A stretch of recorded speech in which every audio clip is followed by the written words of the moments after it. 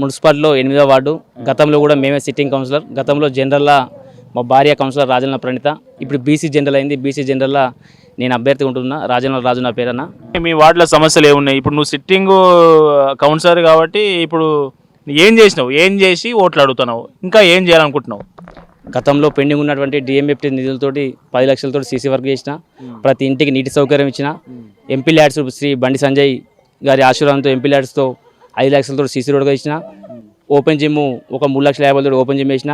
అదేవిధంగా బండి సంజయ్ గారు MP LADS తోటి కుల సంఘానికి 5 లక్షలు పెట్టారు. ప్రతి ఇంటికి నీటి సౌకర్యం కల్పించినాం. ప్రతి ఇంటికి పెన్షన్ వస్తుంది. ప్రతి ఇంటికి రేషన్ కార్డులు పెట్టించినాం. ముఖ్యంగా ఈసారి మన సంజయ్ అన్న గారి ఆశీర్వాదంతో గుళ్ళవిన డెవలప్ చేయాలనుకుంటున్నా. చొప్పయాల మొత్తంలో ఏకైక గుడి మన మన పోషమ్మ గుడి. పోషమ్మ గుడికి ఎలాంటి డెవలప్మెంట్ లేదు. పోషమ్మ గుడిను చొప్పయాలే మొట్టమొదటి హనుమాన్ టెంపుల్, పాత హనుమాన్ టెంపుల్, ఈ హనుమాన్ టెంపుల్ గురించి ఈ హనుమాన్ టెంపుల్ను ఈ కుడి చెరువు కింద ఉన్నటువంటి కల్వర్టు, ఈ కల్వర్టుతో చాలా ఇబ్బంది అవుతుందన్న. ఆల్రెడీ ఎస్టిమేట్ చేసినాం. వర్క్ కూడా శాంక్షన్ చేసినాం. 2 కోట్ల రూపాయలకు వర్క్ శాంక్షన్ అయింది. ఇప్పుడు ఇటు చాలామంది దాదాపు ఒక 1000 ఎకరాలకు పోతారు రైతులు. ఆ రైతులకు వర్షాలు వచ్చినప్పుడు బాగా ఇబ్బంది అవుతుంది. ఇవి కల్వర్ట్ నిర్మాణం కూడా ఇది ఎజెండాగా పెట్టుకున్నామన్నా కంపల్సరీ చేస్తూ ఉన్నది. ఇంకా కొన్ని మిగిలిపోయిన డ్రైనేజీలు ఉన్నాయి. డ్రైనేజ్ సమస్యలు కూడా ఉన్నాయి. డ్రైనేజ్ సమస్యలు కూడా తెలంగాణ తల్లి విగ్రహం దగ్గర కల్వర్ట్ నిర్మాణం ఉంది. ఆ కల్వర్ట్ కూడా పూర్తి చేస్తా. చిన్నపిల్లలకు అంగన్వాడీ కేంద్రం చాలా ఇబ్బంది ఉందన్న.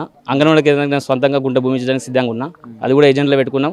అదేవిధంగా మన వార్డు గ్రంథాలయాన్ని కూడా ఒక గుంట భూమి సొంత భూమి ఇస్తుందన్న. అది కూడా ఎజెండా పెట్టుకున్నా. అది కూడా కంపల్సరీ పూర్తి చేస్తాం.